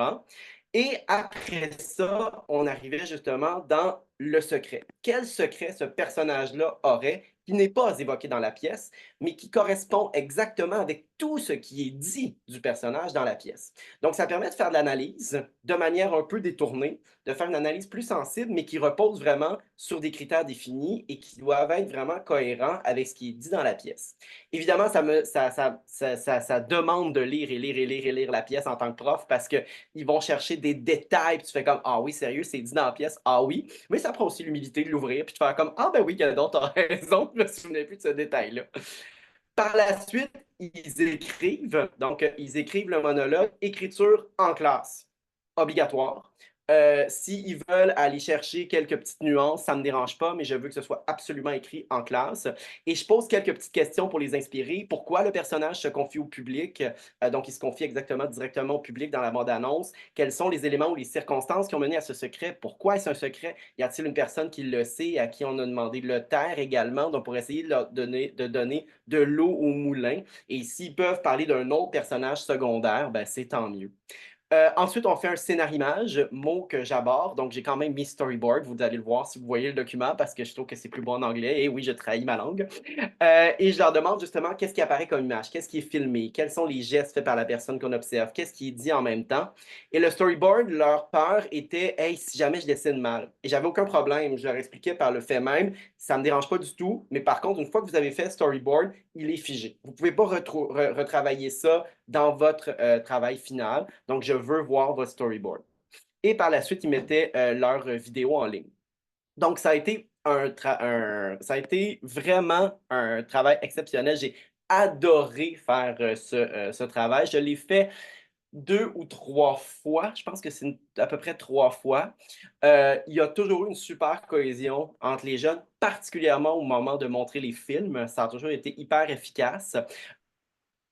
Là, vous vous dites film, c'est peut-être complexe aussi. J'avais organisé dans le temps, on n'avait pas d'adresse courriel, c'est un peu plus compliqué. Donc, ce que j'ai fait, c'est que les étudiants, en fait, donc tout le monde allait mettre sur le même YouTube et j'ai jamais eu de problème. Ça s'est toujours bien passé, mais maintenant, il y a beaucoup d'autres moyens pour pouvoir le faire aussi, un Google Drive, etc., pour lequel ça pourrait très bien fonctionner. Et donc, par la suite, on fait une période de présentation de vidéos où les jeunes ont à évaluer les autres vidéos. Donc, ça permet aussi de moyenner un peu les notes. Et la plupart du temps, c'est très, très cohérent. Je leur demande aux jeunes de placer un point positif, un point négatif et d'être cohérent avec ce qui est dit. Point négatif, même si c'est 10 sur 10, un point d'amélioration, pour pouvoir justement être sûr qu'on l'exposé. Et ensuite, on présente le tout. Pour ma grille d'évaluation, vous la verrez sur le site, mais globalement, c'est donc une évaluation qualitative plus ou moins. Et on était avec certains critères, donc l'originalité des prises de vue, l'originalité et pertinence du costume, l'originalité et pertinence du lieu pour ceux qui avaient filmé. Ensuite, on était sur l'interprétation verbale, donc la cohérence des émotions, la cohérence de la tonalité, la qualité de la diction, tenant compte que là, c'était une vidéo, donc on pouvait le même si c'était un plan séquence, si jamais ça fonctionnait moins bien. Et par la suite, l'interprétation non verbale, donc par rapport aux gestes. Et ce que je trouvais intéressant, c'est de les mettre en équipe de 2. Ils étaient tous en équipe de 2. Ça permettait d'avoir une personne qui filme, l'autre personne qui est filmée, une personne qui est plus à l'aise de parler, simplement de faire la voix, et l'autre personne qui est beaucoup plus à l'aise de pouvoir simplement jouer sans parler. Donc, ça permettait que chacun ait pas mal sa place. Et comme je retravaille tranquillement beaucoup de travail en équipe, j'ajoute maintenant d'habitude une troisième personne que j'appelle la machine à imagination, qui, elle, va être celle qui donne les idées, qui n'est pas nécessairement derrière, qui n'est pas nécessairement devant, mais qui donne les idées parce que dans la vie, je suis un metteur en scène jamais, mais c'est ça ma job, de donner des idées. Donc, c'est à peu près le projet que j'ai fait autour de Ecos, mais qui justement pourrait fonctionner à travers beaucoup d'autres pièces. Puis j'ajouterais une mini-observation aussi pour pouvoir te relancer la balle, Hélène, aussi. Et je me disais, mon Dieu, je parle d'Ecos et les autres parlent de 2 œuvres contemporaines québécoises. Et là, moi, je suis un traître parce que je parle d'américain. Et je trouvais ça intéressant parce que je trouvais que ce qui recoupait tout, c'était cette idée de choc, cette idée de, bon, on a parlé un peu de violence, puis je trouvais que la littérature contemporaine est peut-être souvent difficile à aborder parce qu'elle parle des notions de choc, vraiment, de faire comme, oh, OK, je suis comme ça.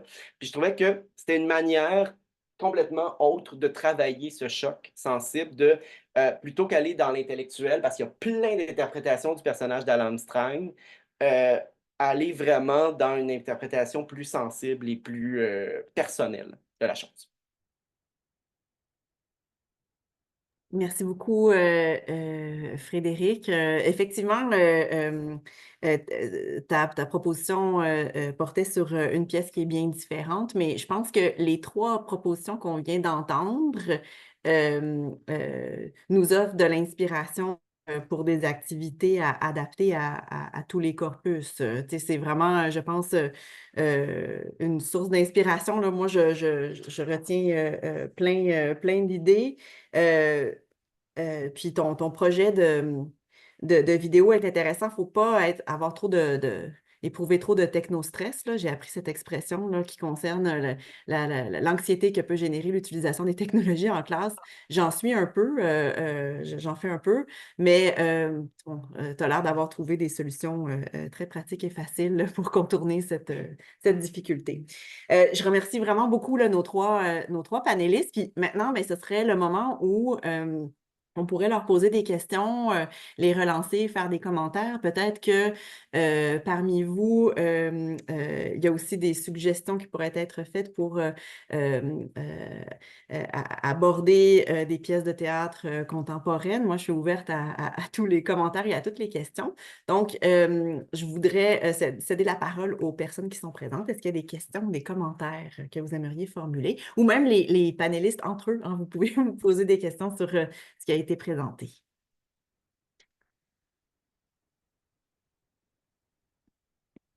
Il y en a déjà une dans le chat. C'est ce que je vois. Je suis en train de la lire.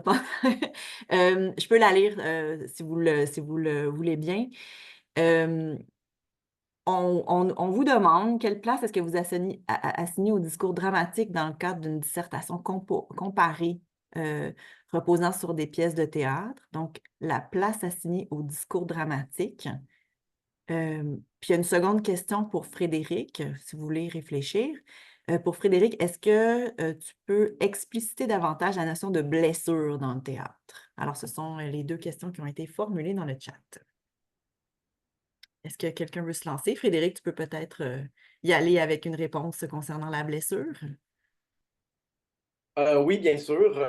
La blessure, c'est ce qui est en langage très théâtral et même, je pense, mais je suis pas sûr que ça vient d'Annie Bersfeld, qui dit que tout personnage a une blessure, une première blessure qui fait que tout le reste, il va toujours avoir des actions. C'est très psychanalytique comme approche, là. Donc, c'est cette idée de, il y a une blessure, il y a un problème majeur que cette personne-là a vécu et qui va motiver ses actions en théâtre. Évidemment, en théâtre, les personnages ont toujours vécu de quoi, sinon ce serait comme du Tchekhov.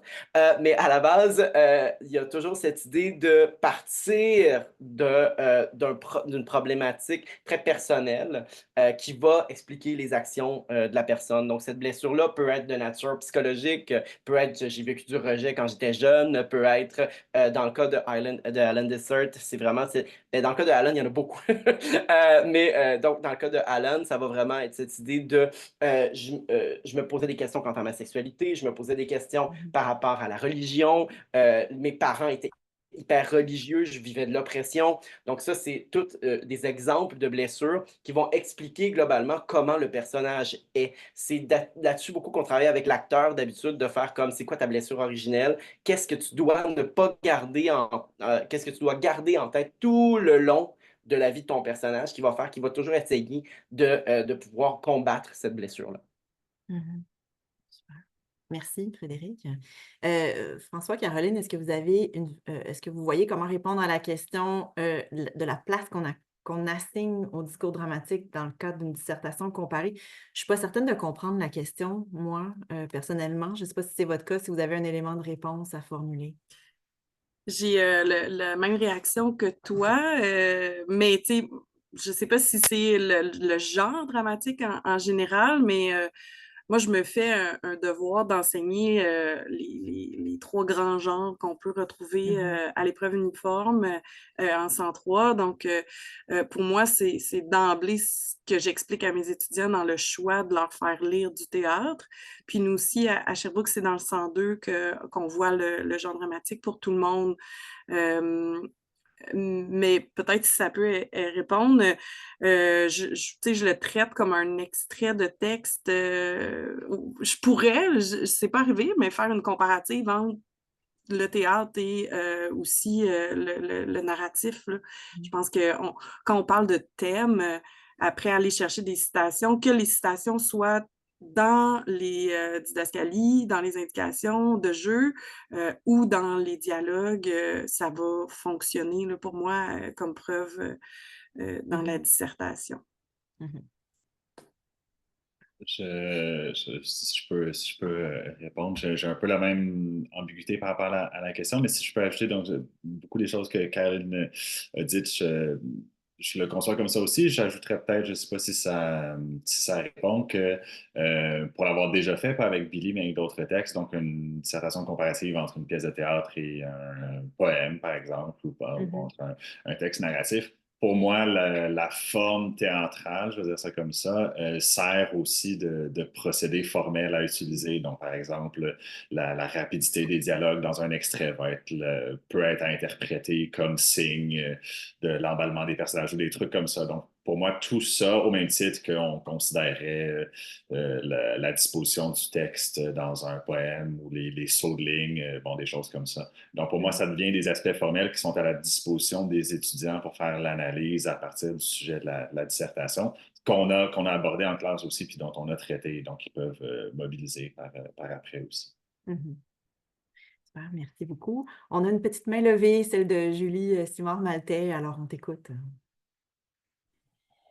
Oui, en fait, ma question était pour Caroline. En fait, pendant le colloque, donc pendant les kiosques, comment la promenade se fait-elle là, entre les étudiants, dans le fond, qui assistent à ces kiosques-là? Est-ce qu'ils vont en voir juste un?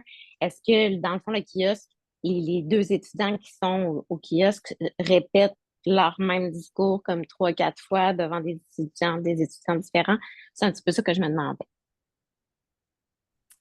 Oui, c'est une bonne question. Moi, j'avais la chance d'avoir une grande classe, une claque, une classe, j'ai oublié les termes, en tout cas, qu'on peut bouger, déplacer, rouler les tables, des tableaux partout. Puis, donc, je les plaçais partout dans la classe. Cela dit, c'est sûr que si je le refais, je demande un autre local parce que il y avait un moment un peu cacophonique quand même. Ça nécessitait une concentration. Donc, tous les étudiants font leur présentation en même temps et les autres se promènent. Après, si un étudiant décide d'aller à seulement un kiosque, ben, il va avoir moins d'informations sur la pièce. Donc, la majorité là, de ce que j'observais, la majorité se promenait, là, allait à tous les kiosques. Une autre chose que j'ai réalisée en le faisant, c'est que c'est dur d'être debout pendant 4 heures. Donc, finalement, ça a fini que tout le monde s'installait sur leur chaise à roulettes puis se promenait, se glissait d'un kiosque à l'autre. Ça faisait... Puis même pour moi, là, bon, en prenant mes notes, j'avais ma tablette là, sur laquelle prendre mes notes, mais je me suis dit, hey, OK, j'y avais pas pensé. Donc, c'est là où il y a des choses à améliorer. Puis aussi de réfléchir à les 2 personnes qui tiennent le kiosque et qui veulent aller visiter les autres, ben, il y a un moment où il faut que leur kiosque soit fermé. Puis là, ben, c'est ce qu'on faisait un peu, là, finalement. Puis tu n'es pas toujours à la minute près, tu manques un peu le début. Ça m'est arrivé d'arriver à une présentation en plein milieu puis de recommencer après. Mais je me disais, il y a quelque chose d'intéressant aussi là-dedans. Puis ça fonctionnait vu que c'était plein de petits blocs de contenu, là. Mais oui, plus qu'un local la prochaine fois, à 32 élèves, là, ça faisait beaucoup de monde, beaucoup de bruit. Mais ouais, j'ai fait le tour de tes questions. C'est ça? Oui. Merci, Caroline. Frédéric, tu aimerais réagir? Ben, il y a quelque chose de vraiment intéressant aussi quand il y a plusieurs personnes qui ont travaillé la même pièce. C'était un super beau moment auquel je ne m'attendais pas du tout. Sur Michel Tremblay, on travaillait sur quel personnage se recoupe dans les pièces de Michel Tremblay. Puis il y a quelque chose de très intéressant aussi à faire travailler les autres. Fait que, tu sais, si tu as des blocs aussi de 1 heure, à faire travailler les autres, soit parfait, vous allez peaufiner votre exposé pendant un petit genre 10 minutes, puis les autres parlent de toute la même pièce parce qu'ils ont tous lu la même pièce. C'est vraiment beau de les voir aller, sérieusement. Moi, je leur avais donné des thématiques, puis j'avais fait des regroupements spécifiques, telle pièce va voir telle pièce, telle pièce va voir telle pièce, mais si c'est toute la même pièce en plus, un petit 10 minutes, 10-15 minutes au début où ils discutent de la pièce, ça peut être super intéressant aussi, ou d'enjeux, parce qu'en plus, tu avais un tableau déjà avec tous les enjeux, tu sais. Ça pourrait être vraiment cool comme premier contact en plus. Puis les autres, ben, ils vont soit se parler d'autre chose si jamais ils ont terminé, soit ben, se préparer. Fait que c'est une avenue qui. Oh! Frédéric, tu as coupé ton micro avant de finir. Ça m'a comme... J'ai pas entendu la fin de ta phrase, mais bon. Ah, pardon, c'était un aussi qui OK. terminait. Un aussi très enthousiaste, ça t'a fait fermer le micro. OK, merci. Karine, on t'écoute. Ben, merci beaucoup à tous les trois. Franchement, c'était 3 présentations vraiment inspirantes. Et je pense qu'il y en a plusieurs aussi qui peuvent être reprises dans le cadre d'activités, dans le cadre d'autres revues littéraires d'autres genres. Donc, c'est vraiment très stimulant. Puis aussi, ben, les recoupements pour les personnages secondaires, c'est vraiment intéressant. Ça me fait penser au livre de Jacques Dubois pour une critique amoureuse qui suggère aussi de travailler les personnages secondaires. Mais je trouve que vos expérimentations sont vraiment intéressantes. Mais ma question, c'est sur ChatGPT. Parce que moi aussi, ça m'inquiète. Je trouve ça, évidemment, dans le fond, je trouve ça limitatif parce qu'on a l'habitude de faire écrire nos étudiants en classe quand on leur fait faire des dissertations, mais moins quand on leur fait faire des travaux, justement, qui exploitent plus la créativité. Et donc, est-ce que vous avez des pistes de solutions? Est-ce que vous pensez faire écrire ce genre de travaux-là en classe? Quelles sont vos réflexions pour le moment? Puis, est-ce qu'il y avait une grande proportion des étudiants qui avaient recours à l'intelligence artificielle pour faire ces travaux créatifs dans votre expérience?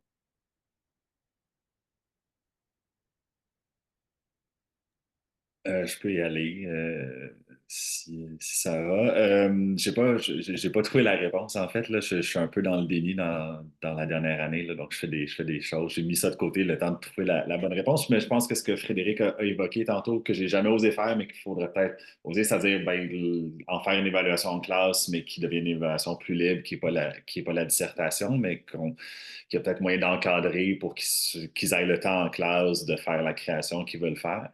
Mais oui, moi, les dernières fois que j'ai essayé, et je me suis retrouvé, je n'ai pas le pourcentage, mais un nombre quand même significatif là, soit de créations et ou de commentaires qui avaient visiblement été utilisés ou travaillés à partir de l'intelligence artificielle, puis qui est un peu décourageant justement. Donc voilà, peut-être qu'à court terme, c'est de faire ça en classe, mais après ça, comment faire pour qu'ils réutilisent ou pour garder ce genre de travaux-là mais à la maison? J'avoue que je cherche encore la réponse. Fait que si quelqu'un là, je suis preneur aussi. Ben, j'ai pas la réponse et j'ai les mêmes inquiétudes, mais moi, c'était à l'hiver dernier. Il n'y a pas eu beaucoup de chat GPT où je ne m'en suis pas rendu compte. Mais c'est sûr que de travailler des œuvres hyper récentes comme La paix des femmes, ben, je me dis que puis l'autre chose, c'est que moi, quand ils travaillent en classe, un peu comme Frédéric, là, je les suis, puis ils doivent me présenter leur extrait, leur enjeu et les idées là, qu'ils vont développer, c'est en classe avec moi que je m'assure que le plan qu'ils vont présenter aux autres, il se tient, là, parce que, évidemment, c'est un partage d'enseignement, là, fait qu'il faut que ça ait de l'allure. Fait qu'il y a ça que je valide. Puis justement, je m'étais dit que peut-être j'avais envie d'ouvrir un peu plus sur un aspect visuel de scénographie sur leur kiosque, là. Puis ça, à ce moment-là, je pense qu'on s'en sort. Sinon, l'autre chose que j'essaie de mettre en place, en tout cas, j'essaie de réfléchir pour des évaluations en lien avec ChatGPT, c'est tout ce que les étudiants vont faire en lien avec ce qu'ils ont vu partagé par leurs collègues. La critique des exposés ou des autres kiosques. Ou, ChatGPT, il les a pas vus, les kiosques, là, pour le moment. Donc, ça serait ça, là, mais c'est pas une solution. Mais oui, on a ce grand défi qui nous attend. Merci. Ouais, c'est vrai que c'est un enjeu nouveau dont on doit toujours se préoccuper. Puis c'est vraiment une épine dans le pied, hein. C'est vraiment dommage. C'est vraiment dommage qu'on ait à se préoccuper de ça. Julie, tu as à nouveau une question. Ben, en fait, je pourrais répondre un petit peu. J'ai fait faire un nouveau travail dans mon cours. J'aurais aimé quasiment ça vous le présenter aussi. Mais là, comme c'était la première fois, je n'étais pas sûre que j'étais prête à ça. Mais j'ai fait faire un triptyque théâtral. Donc, on lisait 2 pièces en classe et ils allaient voir, il y avait le choix entre 3 pièces là, que j'avais établies. Donc, le tiers de la classe allait voir une de ces 3 pièces-là. Alors, le triptyque théâtral, c'était écrit, à l'écrit, donc en 3 sections. L'idée, c'était de faire le tour comme d'expérimenter 3 dimensions du théâtre. Donc, la première, c'était une expérience sensible, donc l'appréciation des 2 pièces vues, de la pièce vue. La deuxième, le deuxième acte, c'était une expérience intellectuelle. Donc là, il y avait des liens à faire avec la dissertation, soit le lien entre les 3 pièces, les ressemblances, les différences entre les 2 pièces lues. Et le troisième acte, c'était l'expérience créative. Alors là, ils se mettaient dans la peau d'un dramaturge et là, ils devaient écrire un dialogue entre un personnage d'Albertine en 5 temps, qui était une des pièces lues, et donc une des Albertines, et un personnage de la pièce Tu te souviendras de moi de François Archambault, qui était l'autre pièce lue. Donc, cette création-là, en tout cas, je pense que comme c'était pas juste sur une œuvre, en tout cas, je pense qu'ils n'ont pas utilisé ChatGPT, mais tu sais, est-ce que j'ai fait des tests avec ChatGPT pour savoir qu'est-ce que ça donne? Non, mais somme toute, avec le joual utilisé, je ne suis pas sûre que ChatGPT est très habile avec le joual, à moins que je ne m'abuse. Mais fait que c'est ça. Fait qu'il y avait il y avait quelque chose de. Il n'y avait pas le choix tant que ça là, d'y aller avec là. Puis j'ai pas fait faire en classe, il le faisait à la maison. J'ai donné 2 heures en classe pour réfléchir à tout ça, me poser des questions, tout ça. Mais fait que c'est ça. Mais c'est très, très intéressant comme travail. Donc, j'ai pas eu peur de ChatGPT, là, mais peut-être que j'avais beaucoup de candeur, je sais pas.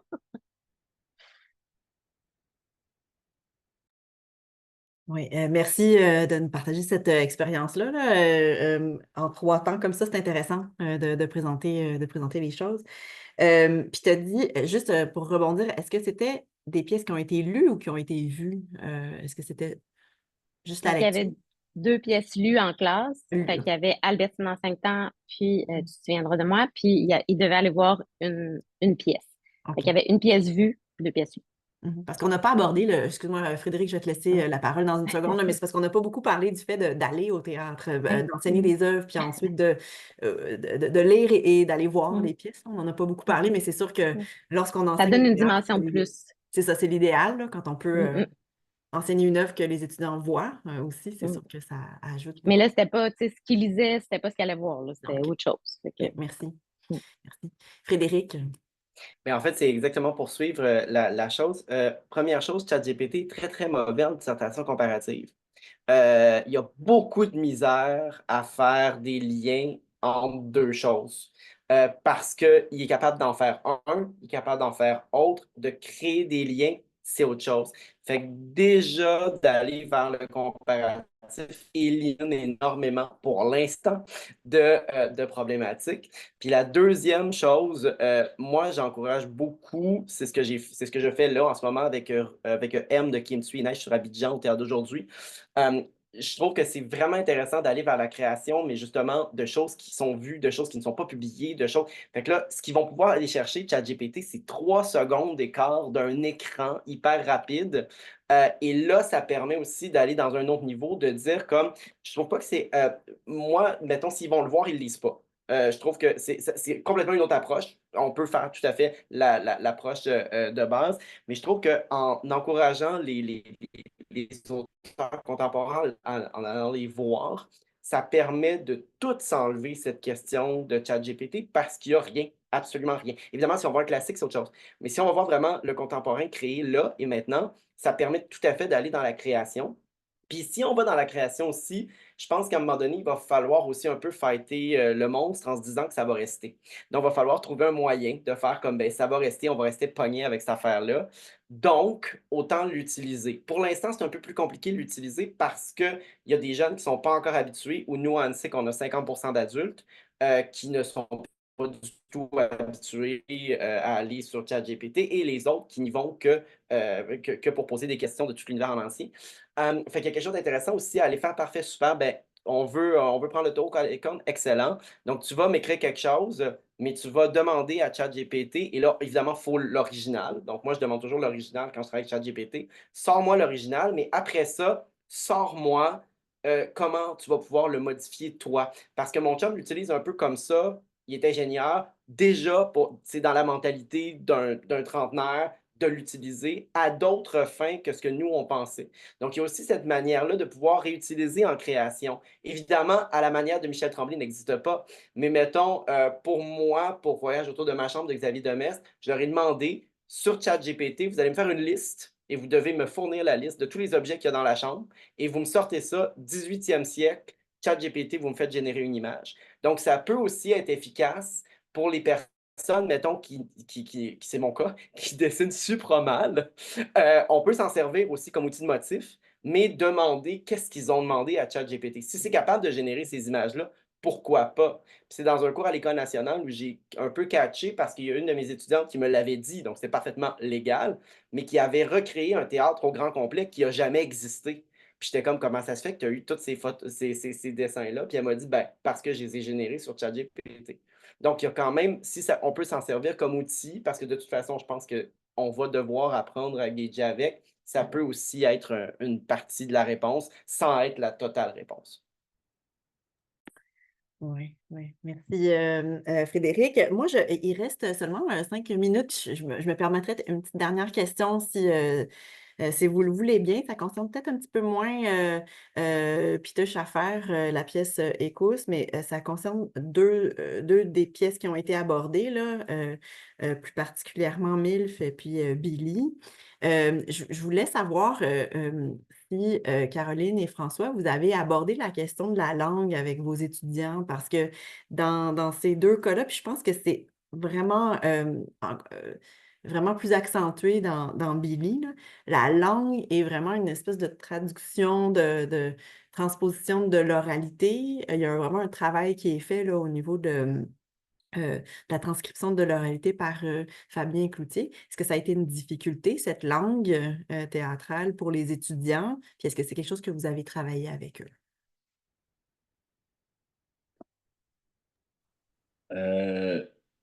Une difficulté, non. Je pense que ça, étonnamment, ils arrivent, en tout cas de ce que j'ai compris, de ce qu'ils m'ont dit, là, ils arrivent à justement reproduire, ou en tout cas comprendre ça, mais, mais c'est vrai que pour les aider à la lecture, puis pour être sûr que ça soit bien compris, je les invite aussi, puis là, c'est le moment où je me mets en scène moi-même, sans mauvais jeu de mots, à faire la lecture à voix haute aussi, pour leur montrer que ça se fait peut-être plus facilement si on essaye, puis qu'on assume en le lisant de le lire, puis il y a une espèce de conditionnement de vouloir le lire, puis de corriger la langue en la lisant. Puis ce que j'essaie de leur dire, c'est qu'il faut justement pas faire ça, puis que c'est le chemin inverse. Donc, à la limite, ça finit par les amuser un peu, puis ça leur fait drôle dans un cours de littérature et de français de sortir complètement du code normatif de la langue. Fait que je pense qu'en leur disant ça, déjà, ça casse un peu l'effet d'étrangeté, puis la volonté de vouloir le corriger. Puis oui, je passe pas beaucoup de temps là-dessus, j'ai oublié de le mentionner, mais Billy a un aspect quand même très, très rare au théâtre contemporain, c'est-à-dire qu'il y a comme une espèce de postface, puis un lexique de la langue orale, puis des particularités linguistiques de l'écriture de Fabien Cloutier, que comme Fabien Cloutier a écrit lui-même en partie, puis qui est accompagné d'une petite postface. Fait qu'il y a comme un lexique aussi général que j'utilise un peu des fois, mais j'ai pas l'impression qu'il y a beaucoup des expressions qui sont des expressions qu'ils ne comprennent pas. Mais oui, des fois, ça peut être amusant de voir le sens précis de l'expression, puis à quoi ça renvoie, puis est-ce que c'était le sens qu'on avait compris. Donc, oui, j'en parle avec eux, mais pour moi, j'ai l'impression que c'est moins un défi de lecture versus la structure du texte, mettons.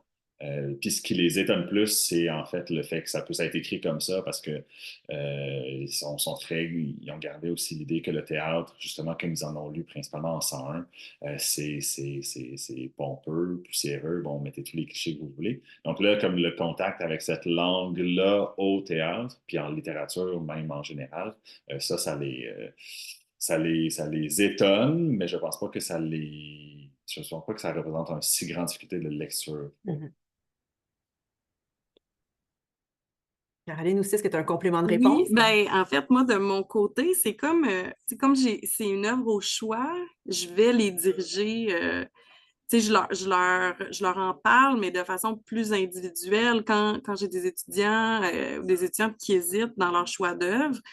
Ben, puis ce qui est particulier, c'est que autant je vais leur dire, ah, ben, peut-être que si la langue, par exemple, la langue française, qui n'est pas une langue maternelle, ben, je vais autant pas les diriger vers les belles-sœurs que pas vers MILF. C'est deux œuvres qui vont avoir une difficulté de compréhension de la langue. Fait que je vais en parler, puis il y aura des parallèles qui sont faits. Puis ben, c'est sûr qu'il y a un cours sur le joual aussi dans mon parcours. Puis là, ben, nous, la langue comme plus actuelle, la majorité des profs vont la travailler plus en 104. Là. Puis je sais que ces temps-ci, avec le Ainsi soit-il et le dictionnaire du chiller, ça fait partie là, des nouveaux intérêts là, de certains enseignants, enseignantes qui vont toucher à cette langue-là très actuelle. Fait que moi, c'est vraiment plus en termes de mise en garde pour la compréhension, puis un peu comme François dit, je vais les encourager à lire à voix haute. Mais comme il n'y a pas d'enseignement devant tout le groupe de ma part de ces œuvres-là, c'est plus dans la présentation. Au même titre que je vais les aviser que c'est ça que j'ai trouvé difficile avec MILF, en fait, c'est que ben, je les avise de la dureté parfois du propos ou encore du fait qu'il faut avoir la deuxième lecture, le deuxième niveau. On a des personnages qui ont un manque d'éducation, une des femmes, puis qui va avoir des propos très difficiles, racistes, des préjugés. Puis là, ce que j'ai réalisé, c'est que quand on le présente après en colloque rapidement hors contexte, ben là, ces extraits-là, ils sont reçus parfois par les autres étudiants un peu comme...